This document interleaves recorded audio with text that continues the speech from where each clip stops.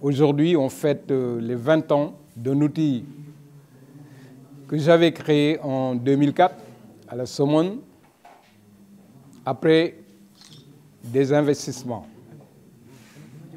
Il y avait une cause et il y avait aussi une raison de le créer, cet outil qui s'appelle ONITS, Organisation nationale pour l'intégration du tourisme sénégalais, qui avait pour but de nous unir, de réunir nos forces, nos connaissances, nos compétences pour pouvoir faire face aux problématiques du secteur et aussi pour pouvoir avoir les moyens d'aller dans les foyers émetteurs et présenter nos produits en termes de promotion.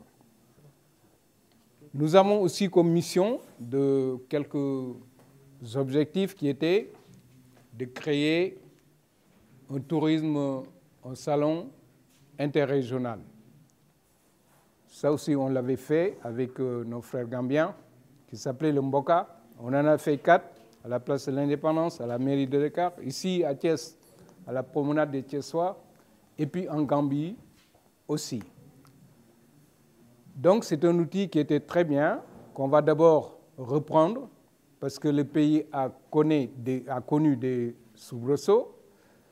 Il y a eu déjà Ebola, il y a eu le Covid, et puis il y a les problèmes sociopolitiques qui ont fait qu'il y a eu un temps d'arrêt.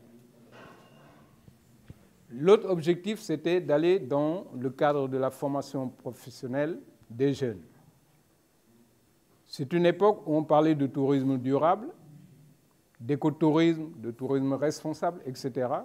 Et donc, avec l'Union européenne et puis aussi avec la Banque mondiale, 5 pays ont été choisis, dont le Sénégal, que je représentais à travers notre organisation ONITS pour sortir des manuels didactiques. Les manuels sont là, ils ont été livrés en 2012, ils sont dans les écoles, dans quelques écoles de tourisme. Ça a été agréé par M. Libassian de l'université Cheikh Anta Diop, et donc ça marche très bien. Bon, nous avons aussi produit un bel outil, mais qui n'a pas pu avoir l'ouverture ou la chance d'être promulgué par le ministère du Tourisme. C'était de voir comment les Sénégalais pouvaient aller dans les structures hôtelières, mais avec une formule différente de celle qui a été proposée tout le temps, c'est-à-dire moins 50% pour le Sénégalais, et ça ne marche pas. Parce que l'hôtel privé ne marche pas sur ces hypothèses. Mais sinon, nous avons travaillé sur quelque chose qui peut le faire marcher. Bon, ensuite, il y a, dans le cadre de la formation, ici, il y a à 500 mètres, il y a une école d'application, élite école hôtelière de Thiès, qui forme des jeunes en CAP et en BP.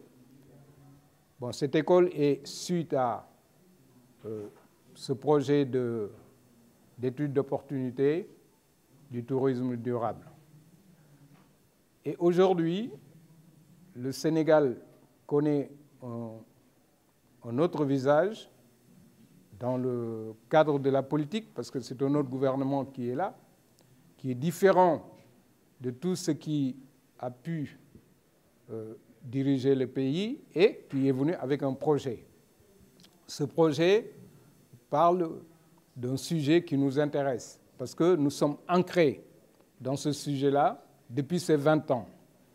Donc faire du tourisme durable, de l'écotourisme et du tourisme responsable.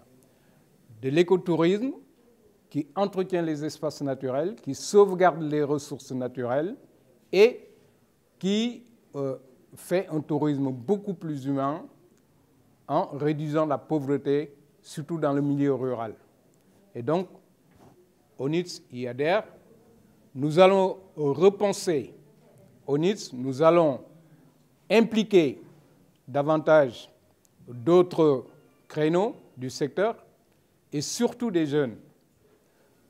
Parce que, vous savez, vous créez une petite infrastructure touristique hôtelière en milieu rural, ou on va dire dans les terroirs, on va dire, dans l'arrière-pays. Et vous savez, vous créez tout de suite minimum 10 emplois. Pourquoi 10 emplois? Parce que si vous voulez faire de la bonne prestation, parce que notre métier est prestation de service pour 80%. Et donc, il faut, à la réception du personnel, il faut dans les chambres du personnel, la cuisine, il faut du personnel, le restaurant, il faut du personnel, s'il y a une piscine, il faut une piscine. Vous voyez, donc, c'est un métier pourvoyeur d'emploi. Et comme il est pourvoyeur d'emploi, surtout d'emplois jeunes, moi, j'invite tous les Sénégalais à appuyer ce métier, ce créneau, pour pouvoir résoudre le problème, au moins d'une partie de certains jeunes en milieu rural. Ça, c'est important. Bon, ensuite, on va accompagner aussi, je pense, la politique qui va se faire.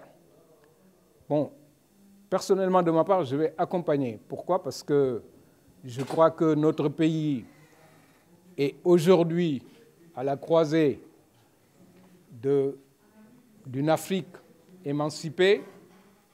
Nous avons des atouts indéniables parce que tout le monde en parle.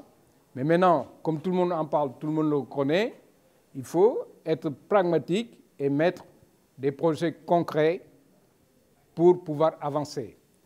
Ici, à 10 minutes, nous allons avoir un aéroport international. Il va faire partie des premiers de l'Afrique. Donc je crois que Thiès a un atout important et essentiel qu'il faut penser, qu'il faut encourager et qu'il faut aussi accompagner pour l'avenir des jeunes.